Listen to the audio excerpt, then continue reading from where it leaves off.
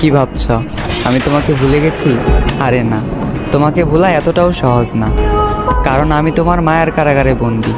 আরে বন্দির হবে না, কখনো যাবি না। জানি আমাকে তুমি মনে রাখবে না, ভুলে যাবে, তবে আমি তোমাকে ভুলতে পারবো না কোনো দিন, মনে রাখবো চিরদিন। তুমি আমায় ভুল বুঝেছ আর চলে গিয়েছো অভিমানে, তবে আজও রয়ে গেছো আমার হৃদয়ের গহীনে। আর এই হৃদয় থেকে তোমাকে সরানোর সাধ্য আমার নাই। তোমার থেকে অনেক জানতে ইচ্ছা করে, আমাকে ছেড়ে তুমি যাকে চাইলে সেও কি আমার মতো করে তোমাকে চায়? সেও কি মন খারাপের দিনে তোমাকে আমার মতো করে হাসায়? সেও কি তোমার অভিমানের ভাষা বুঝে? সেও কি সারাদিনে একটু কথা বলার জন্য বাহানা খুঁজে? হয়তো হ্যাঁ, কারণ সে তো তোমার মনের মতন। তাই বলি আমার মতো তাকে অবহেলা করিও না, মন গহীনে রেখে করিও তাকে যতন।